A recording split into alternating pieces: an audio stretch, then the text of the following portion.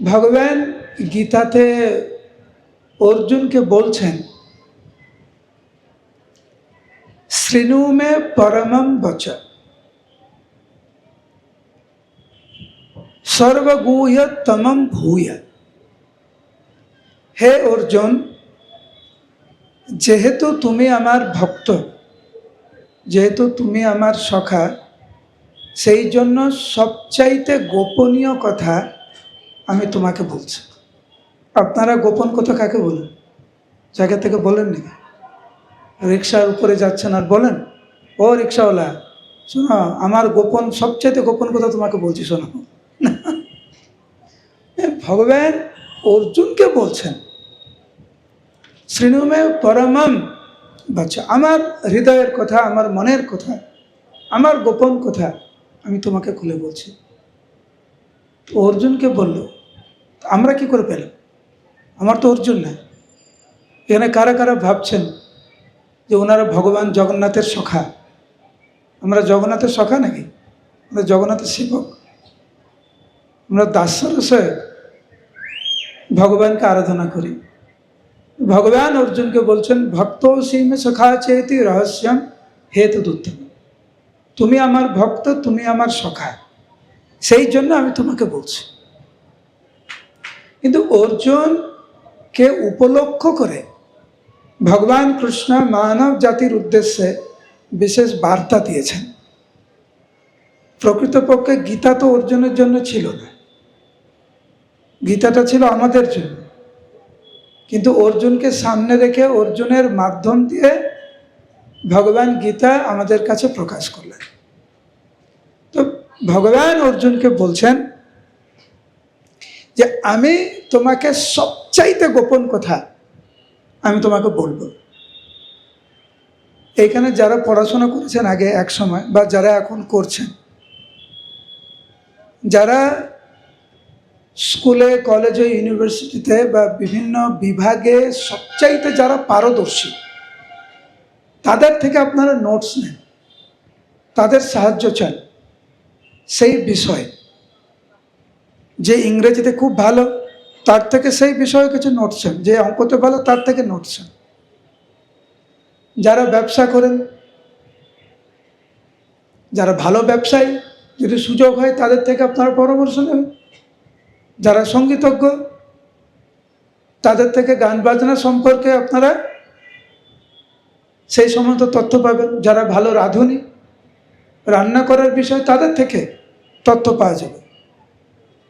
তো ভগবান যে এখানে বলছেন যে সবচেয়ে গোপন কথা আমি তোমাকে বলবো, কি বিষয় গোপন কথা? যারা ভালো রান্না করেন দেখবেন ওনাদের কাছে কিছু কিছু রেসিপি আছে, দিতে চায় না। ধরুন এই সবজিটা খুব ভালো হয়েছে, আপনার খেয়ে মনে হয়েছে যে এটা কী করে করলো, যেই জিজ্ঞাসা করতে যাবেন, না না না বলা যাবে না, এটা এই রেসিপি আমার ঠাকুমা দিয়েছিল, আমার পরম্পরায় থাকবে, আমি কারোকে বলবো না। এরকম একটা ভাব থাকে একটা। কিন্তু ভগবান যে বলছেন আমি তোমাকে সবচাইতে হৃদয়ের গোপনের কথা বলবো, কিন্তু কোন বিষয়ে গোপনের কথা এটা জানা খুব দরকার। যারা খুব অনেক ধনী লোক বা অনেক প্রভাবশালী, তাদের যে গোপন পদ্ধতি রয়েছে, যার মাধ্যমে তারা সেই স্তরে প্রতিষ্ঠিত হয়েছে, তারা কিন্তু সহজে বলতে চায় না। কিন্তু ভগবান এখানে হৃদয় খুলে অর্জুনের সাথে কথা বলছে যে আমি তোমাকে গোপন কথা বলবো, যার মাধ্যমে একজন জীব তার জীবনের সর্বোচ্চ পাওয়া সে পেতে পারে। একটু ভাবুন তো, আপনার কাছে সর্বোচ্চ পাওয়া কি? একটু ভাবুন। এখানে দেখছি অনেকে আছেন তিলক পরেননি, গলায় মালা নেই। অনেকে আছে দেখছেন এখানে তিলক আছে, গলায় মালা আছে। যাদের গলায় তিলক মালা কিচ্ছু নেই, আপনারাও মনে মনে ভাবতে পারেন আপনাদের জীবনের সর্বোচ্চ কি? 100 কোটি টাকা ব্যাংকে, 7 তলা বাড়ি, তারপরে 20-22 জন চাকর, এগুলো তো আর কি? এর থেকে আরো কিছু ভাবতে পারেন? পারেন? যারা সাধারণ মানুষ তারা ভাবতে পারে? এর থেকে বেশি ভাবতে পারে? 100 কোটি টাকা ব্যাংকে, 7 তলা বাড়ি, 20-25 জন হচ্ছে চাকর, অনেকগুলো গাড়ি, যেখানে যাবেন সবাই স্যালুট করবে, স্যার স্যার বলবে, ম্যাডাম ম্যাডাম বলবে। এর থেকে আর কি চান? যারা ভক্ত আপনারা কি চান? সর্বোচ্চ কি পাওয়া, কি পেতে চান? হ্যাঁ, ভগবানকে পেতে চান। যারা ভক্ত তারা ভক্ত হয়ে যদি বলে আমি ভগবানকে পেতে চাই, তাহলে তো মুশকিল হয়ে গেল। তার মানে আমরা বুঝতে পারলাম না যে ভগবানকে নিয়েই আছি আমরা। হরে কৃষ্ণ মহামন্ত্র হচ্ছে ভগবান, এইটা আমরা উপলব্ধি করি না বলে আমাদের দুর্ভাগ্য এত। আমি বলছি কি, যে যারা ভক্ত আর যারা আপাত দৃষ্টিতে ভক্ত না, সবাই ভক্ত। এখানে কয়েকজন আছেন তিলক মালা নিয়ে, আপনারা যদি ভক্ত না হতেন তাহলে এই শুক্রবারে সন্ধ্যাবেলা মন্দিরে কি করছেন? নিশ্চিত রূপে আপনারা ভক্ত। আপনার হৃদয়ে এখানে জগন্নাথ দেব আছেন, শ্রদ্ধা আছে, সম্ভ্রম রয়েছে ভগবানের প্রতি, সেই জন্য আপনারা এসেছেন। তা নাহলে কেন এসেছেন? আমি এমনি বললাম, আমি এত বাদ বিচার করি না। যারা তিলক পরেনি তারাও ভক্ত, যারা তিলক পরেছে তারা ভক্ত, যারা মালা পরেনি তারাও ভক্ত, যারা মালা পরেছে তারাও ভক্ত। বিষয়টা হচ্ছে ভগবানের সামনে আমাদের ভাবটা কেন। ভগবান বলছেন একজন জীবের সর্বোচ্চ পাওয়া, ও যা চায় আমি এখন যেটা বলবো তার মাধ্যমে সব পাবে। আরেকটি দেখবেন যে আমাদের চাওয়া পাওয়ার কিন্তু একটা সীমা আছে, এর থেকে বেশি আমরা হজমও করতে পারবো না। আপনি কত চাইতে পারেন ভাবুন না। আমি তো 7 তলা বললাম, আপনারা কখনো ভাবেন নাকি 100 তলা বিল্ডিং থাকবে? আমরা ভাবেন আমরা? একটু অবাস্তব, আমার দরকার নেই। কিন্তু আমাদের চাওয়া পাওয়া যেখানে শেষ, মানে এর উপর আর কিছু নেই, সেইখানে ভগবান বলছেন আমি সমস্ত সাফল্যের চাবিকাঠি আমি তোমার হাতে তুলে দিচ্ছি। তার মানে মানব, দেবতা, মুনি, ঋষি, সমস্ত স্তরের মানবের, সমস্ত স্তরের ভক্তদের, সমস্ত স্তরের দেবদেবীর সর্বোচ্চ পাওয়া এর মধ্যেই আছে। আর তার পরের শ্লোকটি হচ্ছে এই চাবিকাঠি, মনমনা ভগবত ভক্ত মজ্জাজিমম নমস্কুর। তার আগের শ্লোকটাই কিন্তু ভগবান বলছেন আমি সবচাইতে হৃদয়ের কথা, গুচ্ছ কথা, গুপ্ত কথা আমি তোমাকে বলছি, কারণ এর মাধ্যমে তুমি সব পাবে। তারপরের হচ্ছে মনমনা, মনের কথা শুনবে, তোমার মনটা আমাকে দিয়ে দাও। এ ভগবান এটা বলছে, তোমার মনটা আমাকে দিয়ে দাও, তুমি আমার ভক্ত হয়ে যাও, তুমি আমাকে প্রণাম করো। আর আমি তোমাকে বলছি আমি সব দায়িত্ব,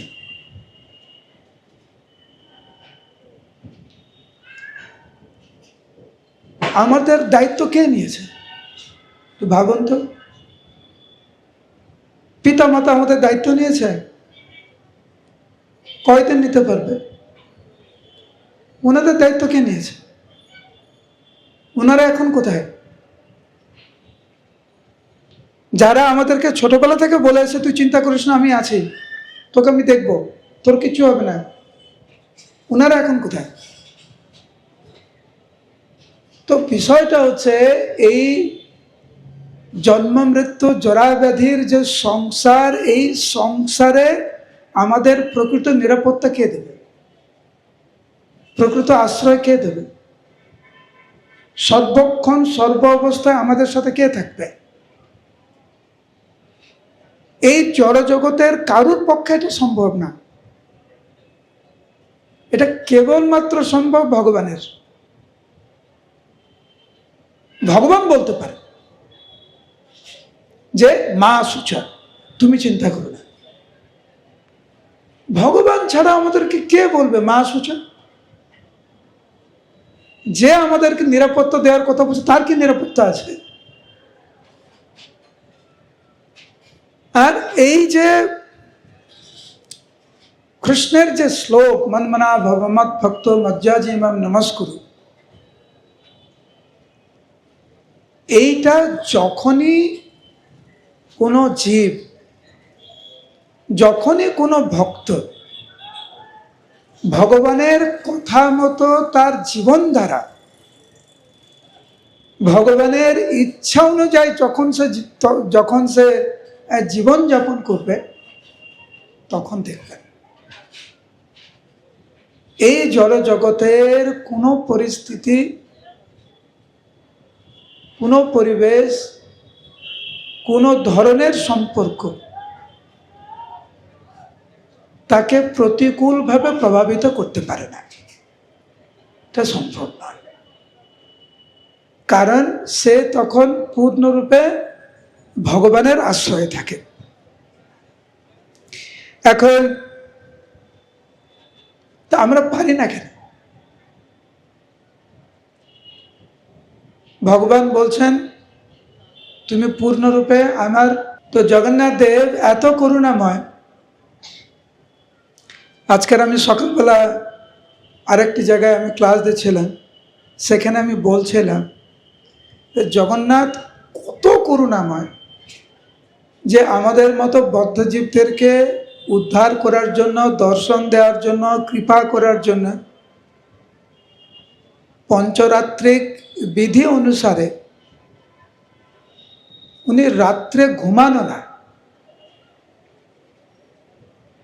মায়াপুরে যাবেন, দেখবেন 8:30টার সময় মন্দির বন্ধ হয়ে যায়, আবার 4:30টার সময় খোলে।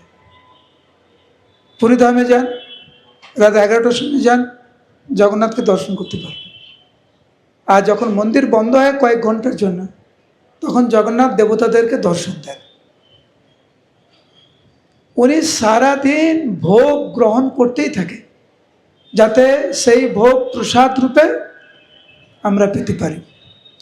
আমরা মন্দিরে যেতে চাই না, সেই জন্য ভগবান জগন্নাথ একবার বাইরে চলে আসে, মন্দির ছেড়ে একদম রাস্তায় চলে আসে, রাস্তায় ক্যাম্পিং করেছে।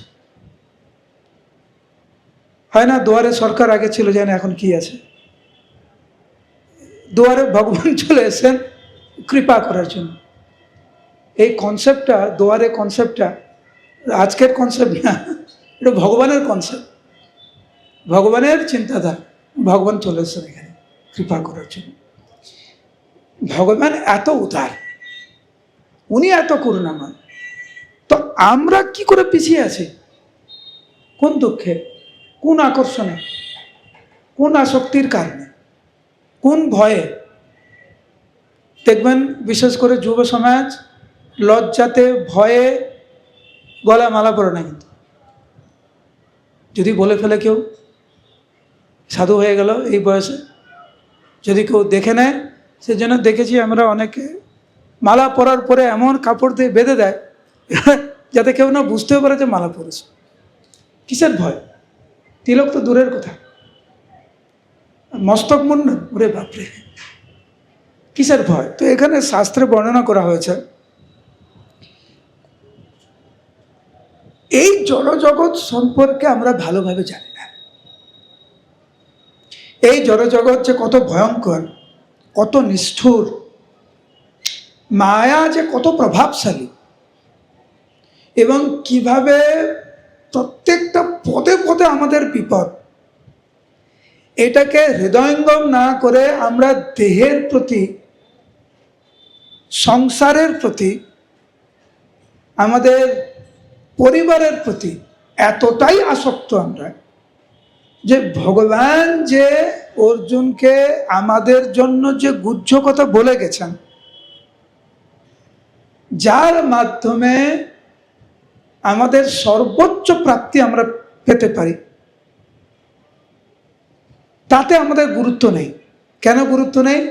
কারণ আমরা হচ্ছে এই দেহ, সম্পদ, সম্পর্ক, এই জগতের সাফল্য, তার প্রতি আমাদের অত্যাধিক আসক্তির ফলে।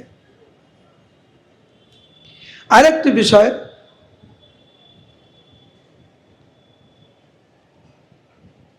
অনেক ধরনের ভয় আছে আমাদের। সবচাইতে ভয়ঙ্কর ভয় তা হচ্ছে মৃত্যু। এবং ওই বিষয়টা এতটাই ভয়ানক যে ওই বিষয়টা আমরা চিন্তাও করতে চাই না, আলোচনাও করতে চাই না। মৃত্যুর সম্বন্ধে আমরা কেউ ভাবতে চাই না, কিন্তু ভাবলে আমরা হতাশ হয়ে যাই, ভাবলে আমরা কিম কর্তব্য বিমূঢ় হয়ে যাই, কি করব না করব, আমাদের মন খারাপ হয়ে যায়। কারণ একটু ভাববেন যে আমাদের জীবনে আমাদের যত সংগ্রাম, ভালো থাকার যত সংগ্রাম, সংসারটাকে, পরিবারটাকে ঐক্যবদ্ধ রাখার আমাদের যে সংগ্রাম, সবাইকে ভালো রাখার, নিজে ভালো থাকার যে সংগ্রাম, মৃত্যুর মাধ্যমে আমাদের সমস্ত আশা, প্রত্যাশা, সংগ্রাম নিমেষের মধ্যে ধূলিসাৎ হয়ে যায়। সেই জন্য আমরা এগুলো ভাবতেও চাই না। কিন্তু বুদ্ধিমান ব্যক্তি হচ্ছে সেই ব্যক্তি এই মৃত্যুর কথা বা এই জগতের যে যথার্থ পরিচিতি, এইটাকে উপলব্ধি করে এই যে মন্মনা ভবমত ভক্ত, ভগবান যে গুচ্ছ জ্ঞান দিলেন অর্জুনকে, সেটাকে গ্রহণ করা। কারণ আমাদের এই দেহ সম্পর্কিত যত ভয়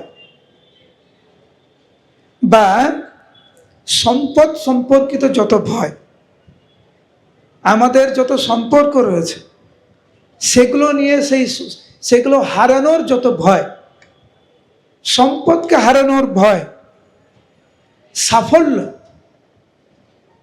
আমি আজকেই ভাবছিলাম যে আমার আগের মতো আমি অনেক ট্রাভেলিং করি। আমি গত 12-14 বছর ধরে আমি দেখছি, আমি যে হারে ভ্রমণ করি, আমি মাসে 25-26 দিন ভ্রমণ করি মাসে। এই 12-14 বছর হয়ে গেছে। এখন দেখছি আগের মতো শরীর আমার টানে না। তার মানে কি, একটা সময় আসবে আমি চাইলেও পারবো না। একটা সাফল্য পাওয়া যায় পরিশ্রম করে, সংগ্রাম করে, কিন্তু একটা পরিস্থিতি আসে আমি চাইলেও পারবো না। চাইলেও দেহকে ধরে রাখতে পারবো না, চাইলেও সম্পদকে ধরে রাখতে পারবো না, চাইলেও সম্পর্ক ধরে রাখতে পারবো না, আর চাইলেও মৃত্যুকে আমি এড়াতে পারবো না। তো আমি যাবো কোথায়? আমাদের এই পরিস্থিতি থেকেই ভগবান বললেন, তোমার এই পরিস্থিতি অর্জুন আমি বুঝতে পারছি, সেই জন্য আমি তোমাকে আমার হৃদয়ের কথা বলছি, যার ফলে একজন জীব সে সর্বোচ্চ পেতে পারে। তোমার মন, তোমার হৃদয়, তোমার সর্বস্ব আমাকে দিয়ে দাও। এবং যতক্ষণ না পর্যন্ত আমরা ওইটা করছি,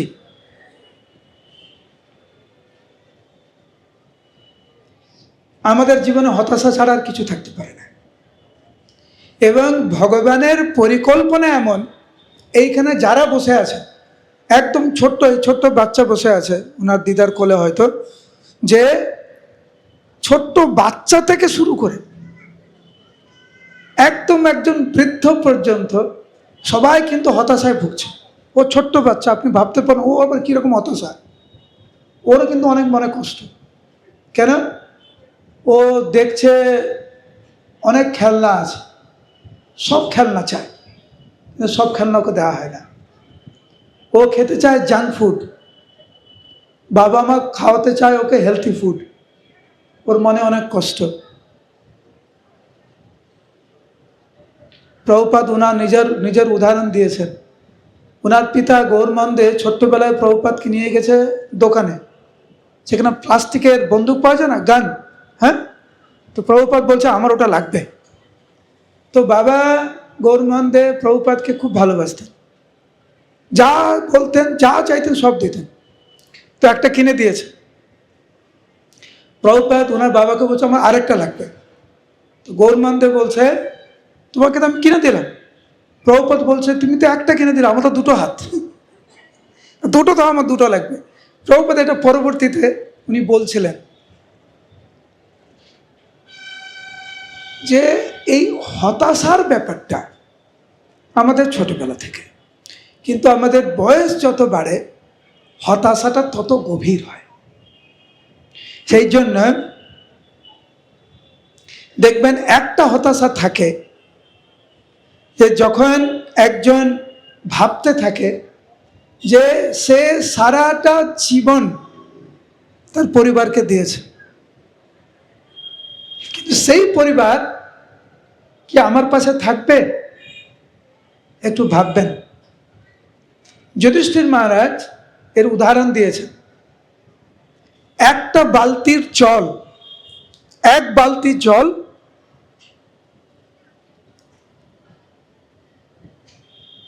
সে 4-5টা বালতিতে ভর্তি করে দিচ্ছে। এক বালতির জল আরো 5টা বালতিতে ভর্তি করছে, কিন্তু ওই 5টা বালতির জল এই বালতিটাকে ভর্তি করতে পারছে না। তো একজন ব্যক্তি যুধিষ্ঠির মহারাজকে জিজ্ঞাসা করছে এর অর্থ কি?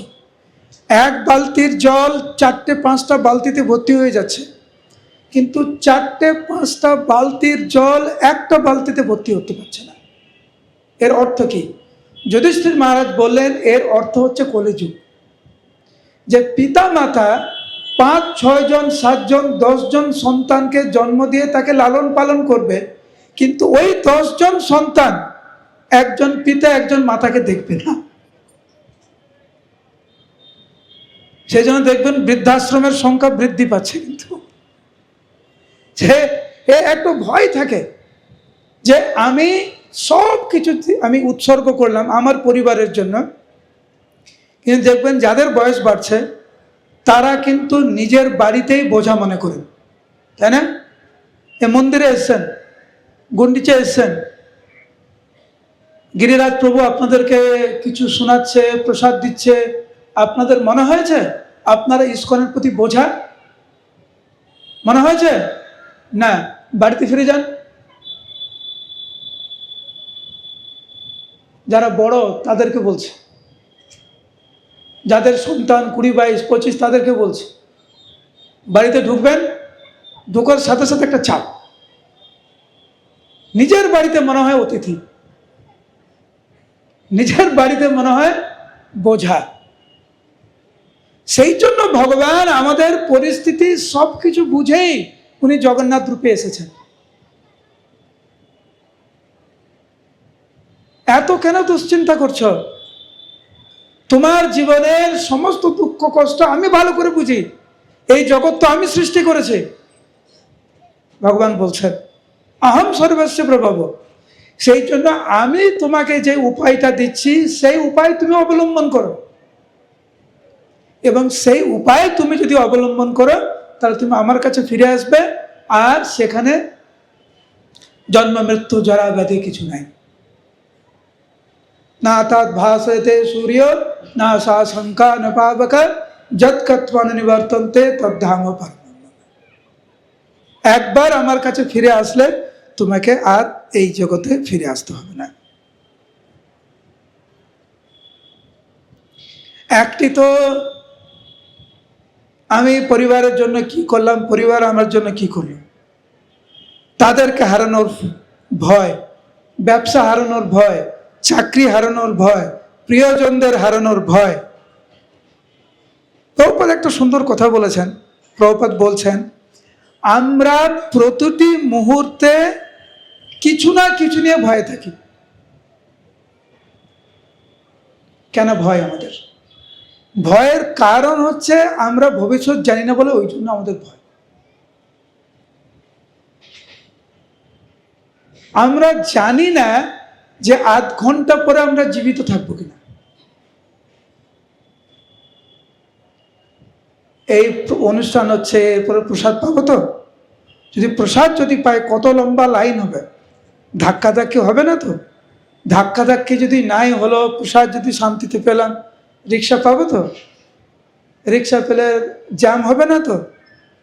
যদি ঝড় বৃষ্টি আসে, বাড়িতে গেলে কারেন্ট থাকবে তো? দেখবেন প্রত্যেকটা দিন, প্রত্যেকটা মুহূর্তে কোনো না কোনো বিষয় নিয়ে আমাদের ভয়, আমাদের দুশ্চিন্তা। সমস্ত ভয়, সমস্ত দুশ্চিন্তা থেকে মুক্ত দান করার জন্য প্রভু জগন্নাথ দেব এই জগতে আবির্ভূত হলেন। তো জগন্নাথ এই জন্য এত মহিমা, কোনো বাদ বিচার নেই। অনেকে বলেন বিদেশি ভক্তরা জগন্নাথ মন্দিরে ঢুকতে পান না।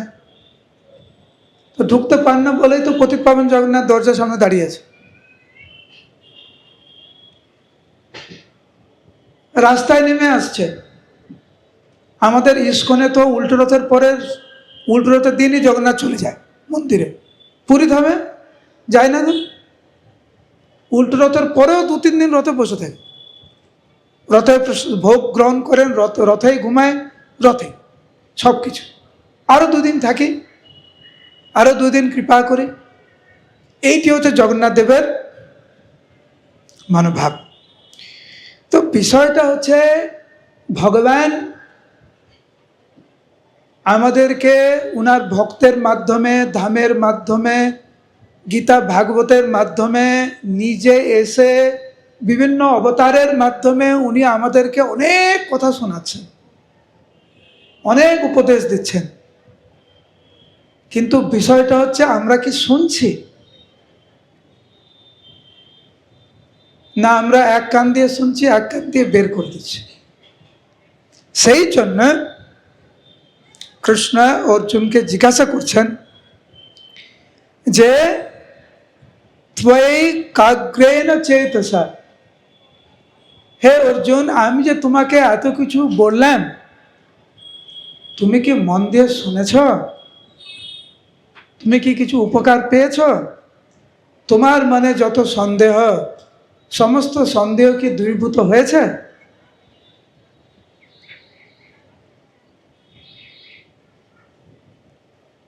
অর্জুনকে ভগবান যা বললেন, এই 2-3টে শ্লোক আমরা শুনলাম। এই শ্লোকগুলি আপনারা অনেকবার শুনেছেন, এটা প্রথমবার না। কিন্তু আমাদের জীবনে পরিবর্তন এসছে। সেই জন্য প্রভুপাদ বলতেন যে একজন ভক্ত কত জীবন নেবে ভগবত ধামে ফিরে যেতে? কে বলতে পারবে? একজন ভক্ত তার কত জীবন দরকার? এই জীবনে ভগবত ধামে ফিরে যেতে পারে, নাকি আবার ফিরে আসতে হবে? কালকের আমি একজন ভক্ত আমাদের গ্রুপে একটা প্রবচন দিয়েছেন। উনি বলছেন উনার মনের কথা যে ইসকন ভক্তদেরকে আরেকবার ফিরে আসতেই হবে। তো অশাস্ত্রীয় কথা বলছেন, বা যাই হোক, কিন্তু পণ্ডিত উনি ওনার মতো করে বলছেন। আপনাদের কি মনে হয় যে একজন মানবের পক্ষে ভগবত ধামে ফিরে যাওয়ার জন্য কয়টা জীবন লাগবে? ওই মাতাজি অলরেডি চলে গেছে মনে হচ্ছে। মাতাজি আপনি এখানে আছেন না? ভগবত ধাম চলে গেছেন, ফিরে এসছেন। মাতাজি আবার ফিরে এসছেন আমাদেরকে করুণা করার জন্য। আর কেউ গিয়েছেন নাকি? যারা যারা গিয়েছেন একটু ফিরে আসুন, আমাদেরকে একটু সঙ্গ দেন। আমাদেরকে ছেড়ে চলে যাচ্ছেন এত তাড়াতাড়ি। সুন্দর চেয়ারে বসে আছেন, একটু জেগে থাকুন। সবাই বলুন হরে কৃষ্ণ, উচ্চস্বরে বলুন হরে কৃষ্ণ। তো আমার প্রশ্ন হচ্ছে, একজন ভক্তের জীবনে আপনাদের কি মনে হয় আবার আসতে হবে, নাকি এই জীবনে ভগবত ধামে যেতে পারবো? মাতাজি কি বলেন? আবার আসতে হবে? আসতে হবে। কয়বার আসতে হবে বলুন? একটা সংখ্যা বলুন, কয়বার আসতে হবে? এটা প্রভুপাদ বলেছেন, এটা নির্ভর করছে আমাদের উপর। প্রভুপাদ বলেছেন যে সমস্ত পাপ থেকে দূরীভূত হয়ে শুদ্ধ ভক্ত হতে এক মুহূর্ত হওয়া যায়, আবার কোটি জন্ম হতে পারে। এই সিদ্ধান্তটা কে নেবে যে আমি এই জীবনে ভগবত ধামে ফিরে যাব, না আরো কোটিবার এখানে আসব? এই বারাসাত আমার খুব ভালো লাগে, এখানকার পরিবেশ পরিস্থিতি খুব ভালো, যেন কত সুন্দর সুন্দর খাবার পাওয়া যায়, ফুচকা পাওয়া যায়, এখানে কোনো পলিউশন নেই, কোনো হর্ন নেই, কত শান্ত শিষ্ট, একদম গোলক বৃন্দাবন বারাসাত। আমি আর কোথাও যাব না, এই দেশেতে জন্ম আমার, এই দেশেতে মরি, বারবার আমি বারাসাতেই আসবো। হরি বল। মানে আপনাদের কে ঠিক করবে আমি আবার আসবো না আর আসবো না? কে ঠিক করবে? আমাদেরকে ঠিক করতে হবে। ঠিক করুন। জগন্নাথ তো চলে এসেছেন এখানে, তো জগন্নাথের মনের কথা তো কয়েকটা শ্লোকের মাধ্যমে ভগবান বিশ্লেষণ করলেন। এখন ভগবানের কথা আমরা শুনবো কি শুনবো না, সেটা তো আমাদের উপর নির্ভর করছে। আমরা কি এই দুর্লভ মানব জীবন পেয়ে খুঁটিনাটি নিয়ে থাকবো, নাকি শুদ্ধ জীবনযাপন করব? এটা তো নির্ভর করছে আমাদের উপরে।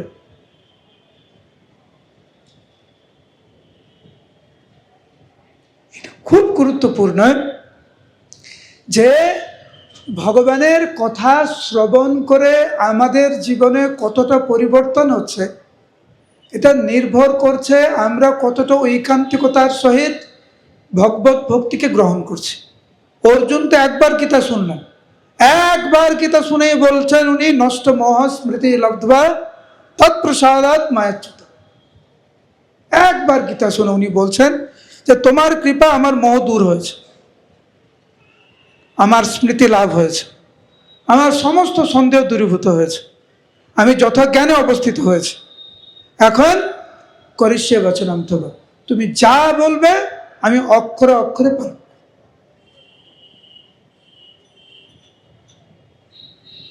এখানে গীতা পড়েছেন নিশ্চিত রূপে অনেকেই। কারা কারা গীতা পড়েছেন হাত তুলুন। কত পণ্ডিত মানুষ গীতা পড়েছে। গীতা পড়াটা খুব মঙ্গলময়, কিন্তু আমাদের জীবনটা আরো বেশি মঙ্গলময় হবে যে গীতাতে যে কথাগুলো বলা আছে ওগুলো যখন নিজের জীবনে প্রয়োগ করব। অর্জুন করলেন, তৎক্ষণাৎ বললেন নষ্ট মহাস্মৃতি এল।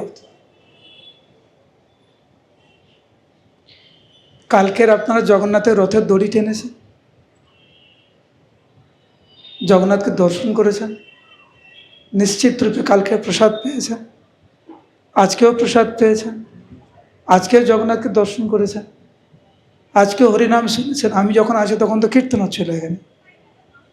নিশ্চিত রূপে জগন্নাথের চরণামৃত পেয়েছেন কোনো না কোনো দিন, মালা পেয়েছেন, ভক্ত সঙ্গ করেছেন। এত কিছু করার পরেও কেন আমরা আমাদের যে অস্বাভাবিক আসক্তি এই জগতের প্রতি, কেন আমরা এড়িয়ে চলতে পারছি? আমি অনুরোধ করছি, জগন্নাথের আশীর্বাদ নিয়ে একটু ভাববেন। আমরা যদি এই গুরুত্বপূর্ণ বিষয়টা যদি আমরা না ভাবি, তাহলে কিন্তু বারবার আমাদের এই জগতে ফিরে আসতে হবে। কিন্তু এইবার আমরা মানব জীবন পেয়েছি, কিন্তু মানব জীবন পেয়ে যদি আমরা সদ্ব্যবহার না করি, পরের বার যে আমরা মানব জীবন পাবো তার কিন্তু কোনো নিশ্চয়তা নেই। সেই জন্য আমার বিনম্র অনুরোধ, ইস্কনের সান্নিধ্যে এসেছেন, প্রভুপাদের সান্নিধ্যে এসেছেন, জগন্নাথ দেবের ভক্ত আপনারা, এই জন্য কৃপা করে এর পূর্ণ সদ্ব্যবহার করবেন, আর দয়া করে কোনো অজুহাত দেবেন না। আমার মন ভালো না, আমার শরীর ভালো না, আমার আত্মীয় স্বজন আমাকে সহযোগিতা করে না, আমার পকেটে টাকা পয়সা নেই, আমার চাকরি নেই, বা আমার এখন পড়াশোনার চাপ, বা সবে বিবাহ করেছি, বা সবে আমার সন্তান হয়েছে, বা এখন আমার সন্তানের বিয়ে দেব, বা সবে নাতিপুতি হয়েছে, এইভাবে এত অজুহাত দিতে দিতে বার্ধক্যে এখন ভকতি বিনোদ কাঁদিয়া কাতর অতি, না ভজিয়া তোরে দিন বৃথা গেল, এখনো কি হবে গতি। এরকম যেন না হয়। এখন সুযোগ রয়েছে, এখন দয়া করে সুবর্ণ সুযোগ আপনারা দয়া করে গ্রহণ করতেন।